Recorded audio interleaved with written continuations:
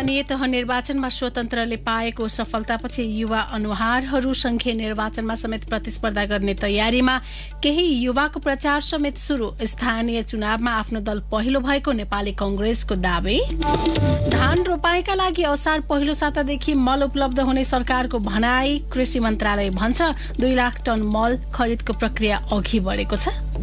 अमेरिकी सेनाका एसिया प्रशान्त क्षेत्रका प्रमुख 4 दिने औपचारिक भ्रमणका लागि काठमाडौँमा भोलिबाट भेटवार्ता सुरु गर्ने। युक्रेनमाथि निरन्तर आक्रमण गरिरहेको रुसमाथि विश्वका 46 वटा मुलुकद्वारा विभिन्न खाले प्रतिबन्ध। र युएई अन्डर 19 महिला T20 विश्वकपका लागि छनौट। आफ्नो अन्तिम खेलमा नेपालद्वारा घरेलु टोली मलेसिया पराजित। नमस्कार, कान्तिपुर डायरीका साथमा पूजनी र इन्द्रलक्ष्मी। समाचार अब विस्तारमा। सुरुमा कान्तिपुर सविस्तार।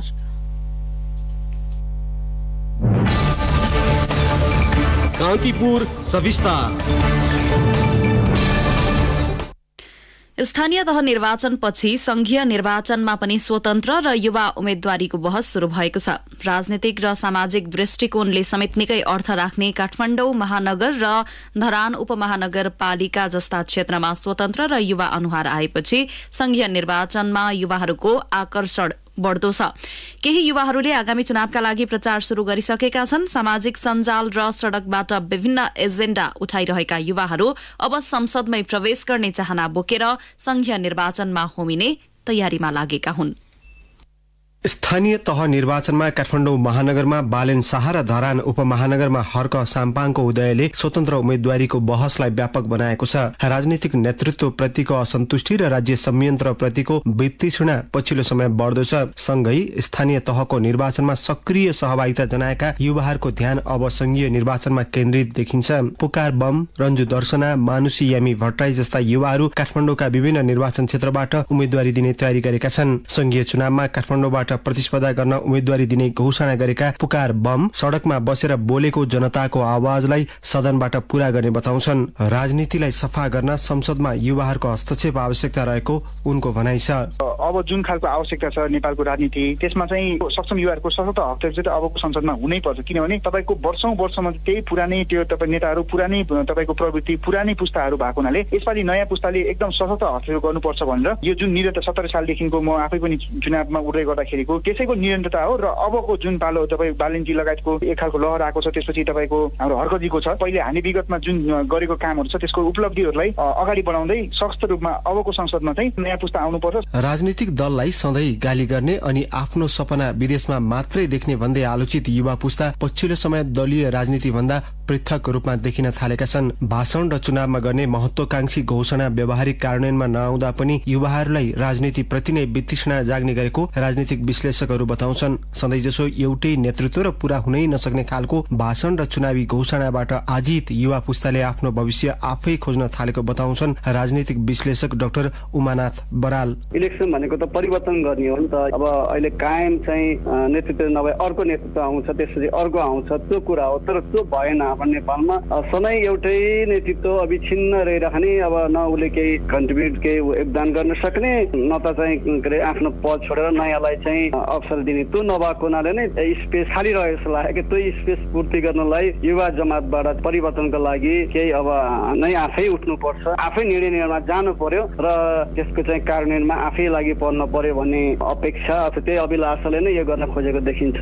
राजनीतिक दलहरूमा पनि पुस्तान्तरणको विषय नउठेको होइन। राजनीतिमा लामो समयदेखि एक छत्र राज गर्दै आएको पुस्ताका कारण नेतृत्वमा परिवर्तन आउन सकेको देखिँदैन र उनीहरूले युवाहरूको सोच र एजेन्डालाई आत्मसात गर्न नसक्दा पनि विकल्पमा आवाजहरू बुलन्द भएको युवा नेताहरूको तर्क छ। तर पार्टीभित्रको आन्तरिक लोकतन्त्रलाई सुधार्न तथा नेतृत्वमा हस्तक्षेप गर्ने साहस भने राख्न सकेका छैनन्। पार्टी नेतृत्वमा हस्तक्षेप हुन नसकेको कारणबारे युवा नेता एवं एमाले केन्द्रीय सदस्य उषा किरण तिमसिना भन्छिन्। पार्टी नेतृत्वकर्ताहरूले चाहिँ आफ्नो विगतलाई बजाएर बजाएर आफ्नो उमेरलाई बजाएर आफूले अभ्यास गरेको शक्तिहरूलाई बजाएर उहाँहरू नेतृत्व गरिरहनु भएको छ, न कि उहाँहरू चाहिँ अपडेटेड भएर आजको जनअपेक्षा आजको एजेन्डाहरूलाई समावेश गरेर एकदम लोकतान्त्रिक भएर होइन कि लोकतन्त्रलाई अवरुद्ध गरेर उहाँहरूले शासन गरिरहनु भएको छ। त्यसो भएर दलहरूमा युवाहरूको हस्तक्षेप हुन सकेको छैन। युवाहरूले आफूमा भएको ऊर्जा एवं सामर्थ्यलाई प्रयोग गर्ने थलोका रूपमा पनि राजनीतिलाई लिएको बताएका छन्। अग्रज नेतृत्वले देख्न नसकेको ठाउँ र परिवेशलाई युवाले फरक ढंगले लिन खोजेको जनता समाजवादी पार्टी जसपाकी नेता मानुषी यामी भट्टराईको तर्क छ।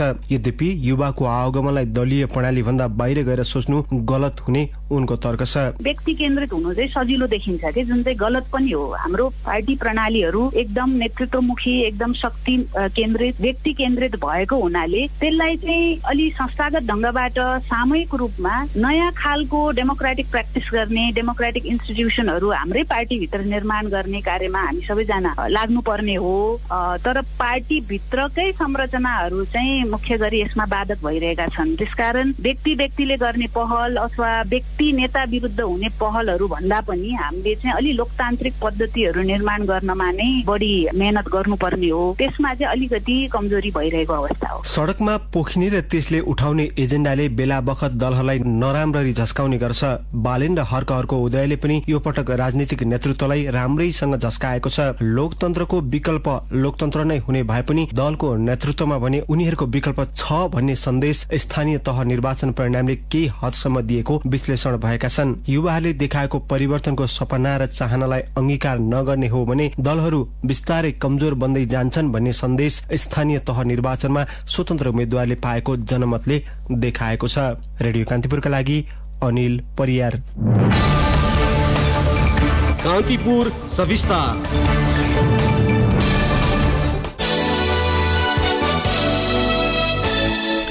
नेपाली कंग्रेसले स्थानीय तह निर्वाचनमा आफ्नो दल पहिलो भएको दावी गरेको छ। कंग्रेस स्थानीय तह केन्द्रीय निर्वाचन परिचालन समिति अन्तर्गतको अनुगमन मूल्याङ्कन तथा सुपरिवेक्षण उपसमितिले आज सार्वजनिक गरेको प्रतिवेदनमा वडा अध्यक्षको मतका आधारमा कंग्रेस पहिलो पार्टी बनेको दावी गरिएको छ। प्रतिवेदनका अनुसार 2074 मा 2287 वटा अध्यक्ष जितेकोमा कंग्रेसले यसपटक चुनावमा 2665 वटा अध्यक्ष पदमा विजय हासिल गरेको छ।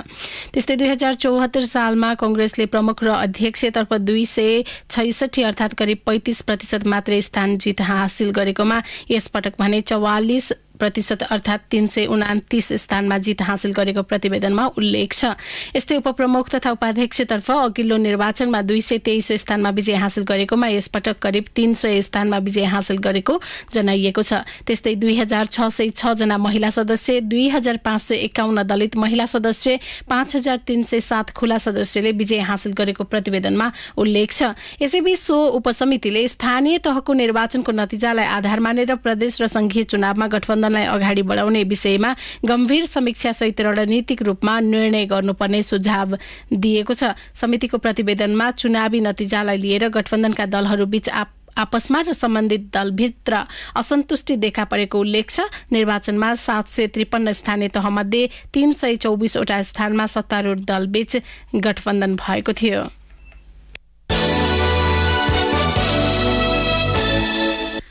कृषि तथा पशुपक्षी विकास मन्त्रालयले धान रोपाईका लागि माग भए अनुसार असाढ पहिलो सातादेखि मल उपलब्ध गराउने भएको छ। नेपालमा 15,000 मेट्रिक टन मल मौज्यात रहेको र बाँकी मल ल्याउने प्रक्रिया जारी रहेकाले असाढ पहिलो साताबाट मल किसानलाई उपलब्ध हुने मन्त्रालयको दावी छ।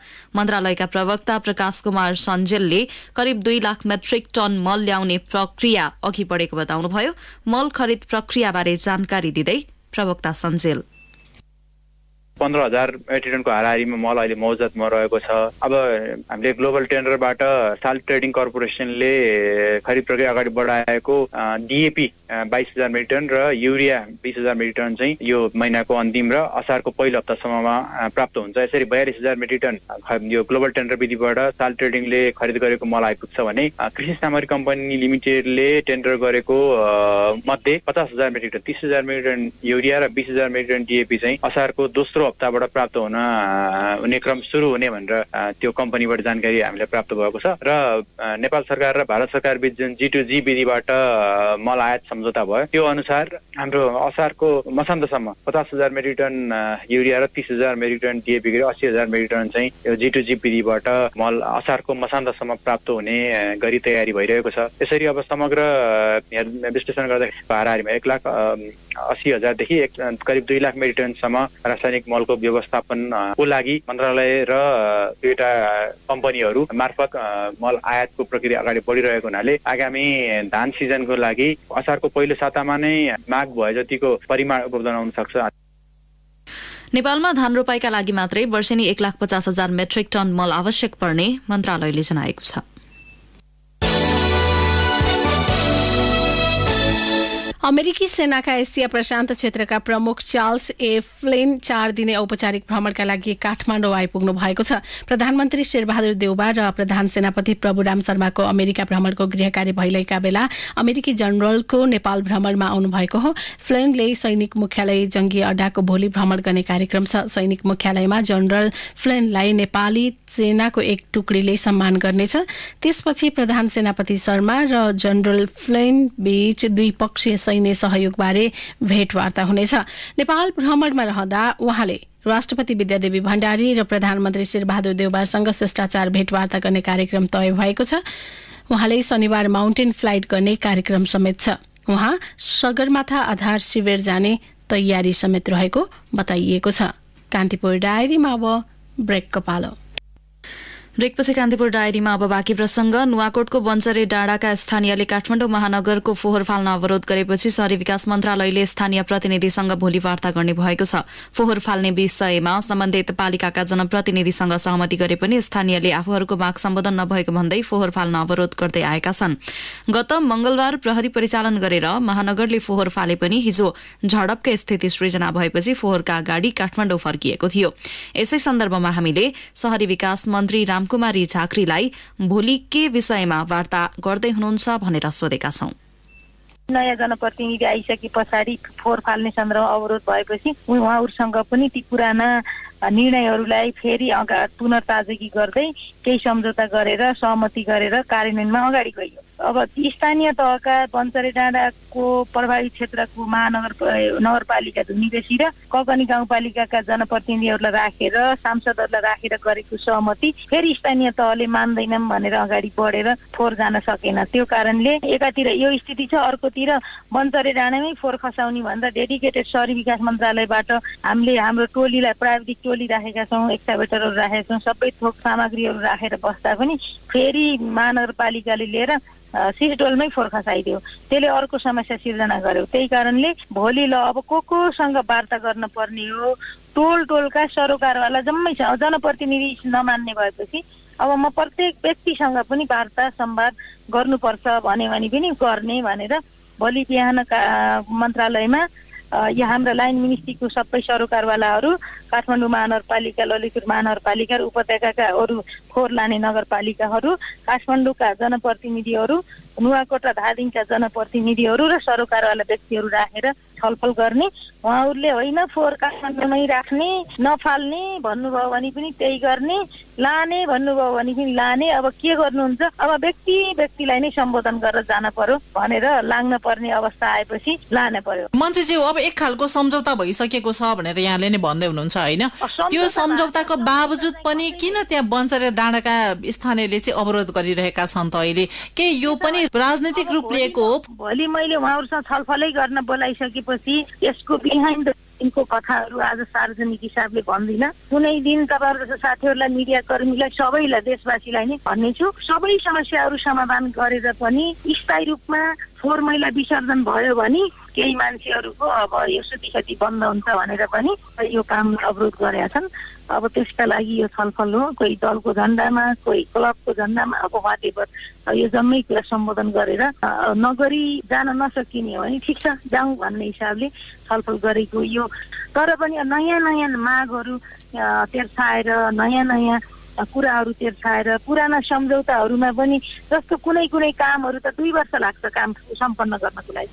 अब यस्ता कुरालाई पनि आजको आजै भनेर चोकमा यो खालको फोहोर काठमाडौँमा आउने, उहाँ चाहिँ स्थानीयलाई तल ओह्रालेर काम गर्न नदिने, यो अवस्थाको चाहिँ स्थायी निराकरण के रहेछ त? काठमाडौँ महानगरमा एकजना स्वतन्त्र उम्मेदवार जो हुनुहुन्थ्यो, उहाँ चाहिँ अहिले महानगरको मेयर भएर आउनु भएको छ होइन? उहाँ स्वतन्त्र भएर आउँदाखेरि चाहिँ यो अवरोध सिर्जना भएको भन्ने पनि लागिरहेको छ नि त। यो विषयमा पनि चर्चा भइरहेको छ नि, के भन्नुहुन्छ तपाईँ? होइन, उहाँ स्वतन्त्र आउनुहोस् कि दलबाट आउनुहोस्, उहाँ त महानगरपालिकाको त अथोरिटी हो नि मेयर भने त। मेयर कसरी आउनु, निर्वाचनको प्रक्रियाबाट सबैभन्दा धेरै जनमत प्राप्त गरेको मेयरलाई तिमी कुन दलमा बिलोङ्स गर्छौ भन्ने कुराको त अर्थै रहेन नि। उहाँ अथोरिटी हो नि। मेयरमा यति धेरै तपाईँको शक्ति केन्द्रित छ, निहित छ र यसलाई असफल पार्ने भन्ने कुरा हो भने चाहिँ त्यो बेकारको कुरा हुन्छ। किनभने त्यो एक प्रकारको जनताद्वारा प्रत्यक्ष निर्वाचित गरेको अथोरिटी हो यो।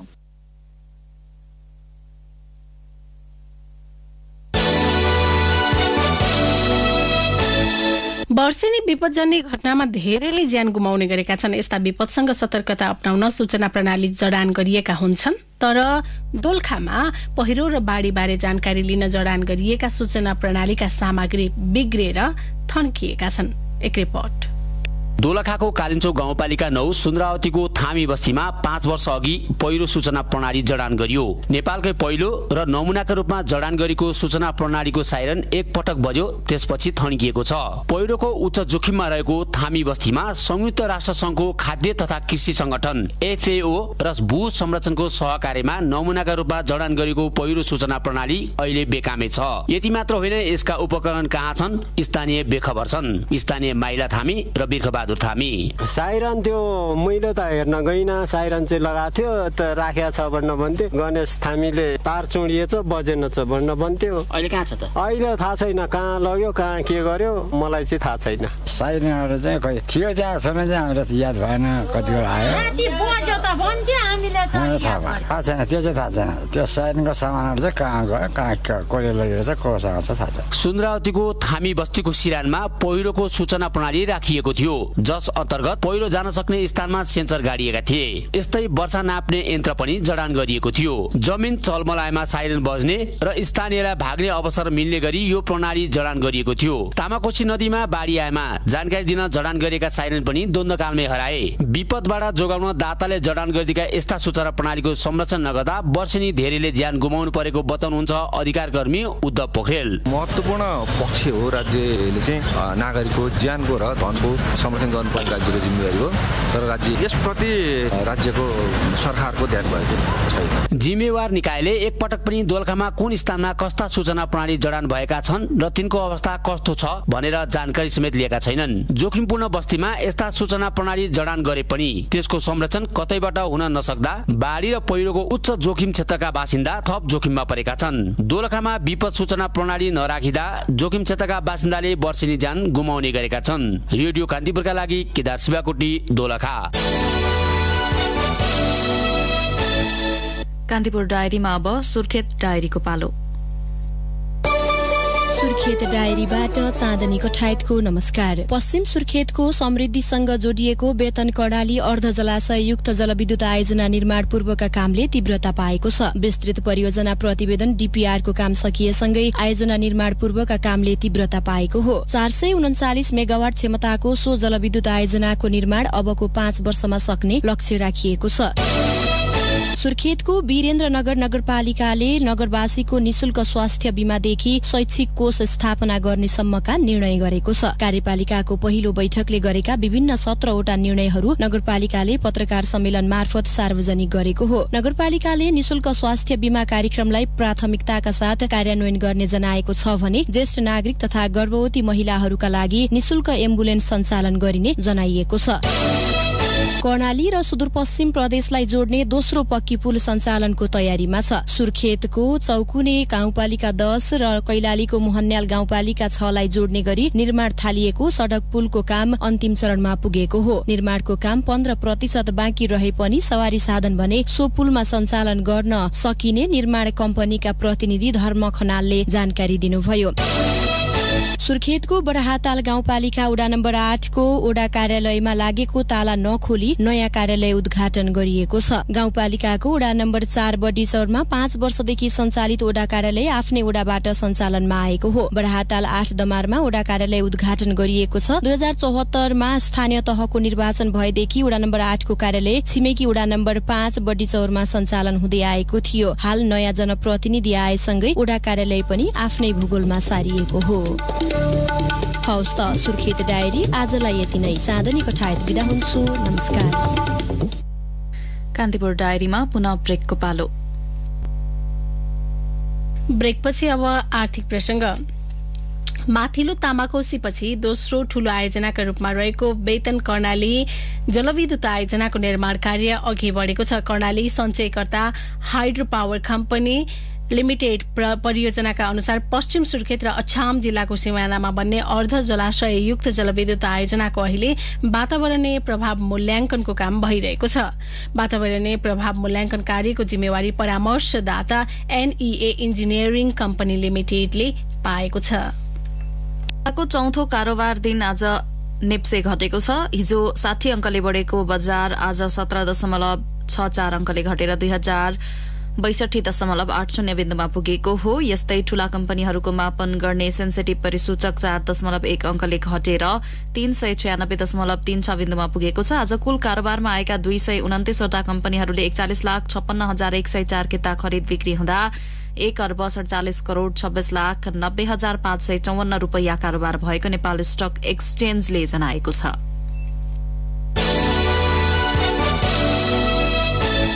अब अन्तर्राष्ट्रिय प्रसंग। भारतमा कोरोना भाइरसको संक्रमण फेरि उकालो लागेको छ। भारतको केन्द्रीय स्वास्थ्य मन्त्रालयका अनुसार आज एकै दिन 7,240 जनामा कोविड संक्रमण पुष्टि भएको हो। यो संख्या अघिल्लो महिनाको तुलनामा 40% बढी हो। भारतमा अहिले 32,498 जना सक्रिय संक्रमित रहेका छन्। संक्रमित मध्ये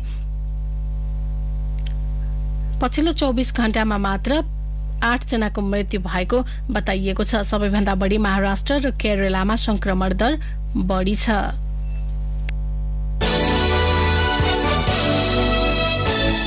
युक्रेनमाथि निरन्तर आक्रमण गरिरहेको रुसमाथि विश्वका 46 वटा मुलुकले विभिन्न खाले प्रतिबन्ध लगाएका छन्। पटक पटक युद्ध विरामका लागि अन्तर्राष्ट्रिय समुदायबाट समेत भएका पहललाई रुसले बेवास्ता गर्दै आएको छ। रुसमाथि गत फेब्रुअरी यता मात्रै 7,930 भन्दा बढ़ी प्रतिबन्ध लगाइसकेको अन्तर्राष्ट्रिय संचार माध्यमले जनाएका छन्।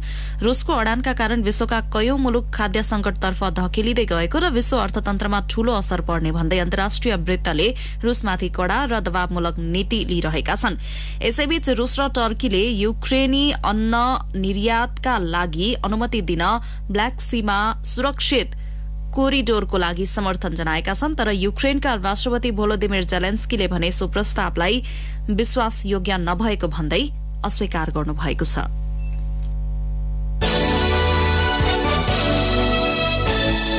अब खेल प्रसंग। यूएई आगामी वर्ष दक्षिण अफ्रिकामा पहिलो पटक आयोजना हुने अन्डर 19 महिला T20 विश्वकपमा छनौट भएको छ। मलेसियामा जारी आईसीसी अन्डर 19 महिला T20 विश्वकप छनौटमा यूएईले अन्तिम खेलमा थाइल्याण्डलाई 6 विकेटले हराउँदै अपराजित रहँदै विश्वकपमा छनौट भएको हो। 85 रनको लक्ष्य पछ्याएको यूएईले 17.1 ओभरमा 4 विकेट गुमाउँदै पूरा गर्यो। यूएईकी कप्तान थ्रीथ सतेशले सर्वाधिक 38 रन जोडिन्। त्यसअघि किनरारा ओभलमा टस जितेर पहिलो ब्याटिङ गरेको थाइल्याण्डले निर्धारित ओभरमा 8 विकेट गुमाउँदै 84 रन बनाएको थियो।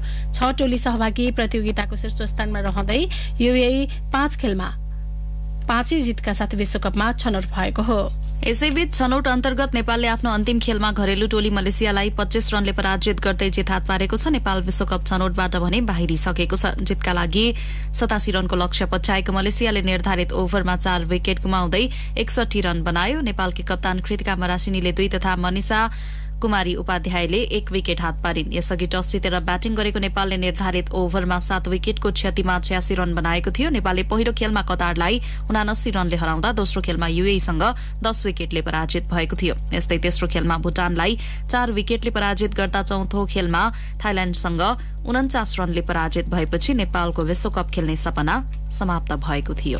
उता अमेरिकामा जारी आइसिसी विश्वकप लिग 2 मा नेपालले आज ओमानसँग प्रतिस्पर्धा गर्दैछ। अमेरिकाको ह्युस्टनमा हुने खेल नेपाली समय अनुसार राति 9:15 बजे शुरू हुनेछ। नेपाल र ओमान बीच भएका पछिल्लो 4 खेलमा ओमानले 3 मा जित निकालेको छ भने नेपालले 1 खेल जितेको छ। हिजोको उद्घाटन खेलमा ओमान अमेरिकासँग 114 रनले पराजित भएको थियो। 33 खेलबाट 40 अङ्क सहित ओमान तालिकाको शीर्ष स्थानमा छ। सबैभन्दा कम खेल खेलेको नेपालले 12 खेलबाट 12 नै अङ्क सहित लिगको 6औं स्थानमा रहेको छ। लिग 2 को शीर्ष 3 मा पर्ने टोलीले सन् 2023 को जुन जुलाईमा जिम्बाब्वेमा हुने विश्वकप छनौटमा स्थान बनाउनेछ। प्रसङ्गसँगै कान्तिपुर डायरीको यो बुलेटिन यही सकिन्छ। पूजनी र इन्द्रलक्ष्मी बिदा हुन्छौं। नमस्कार।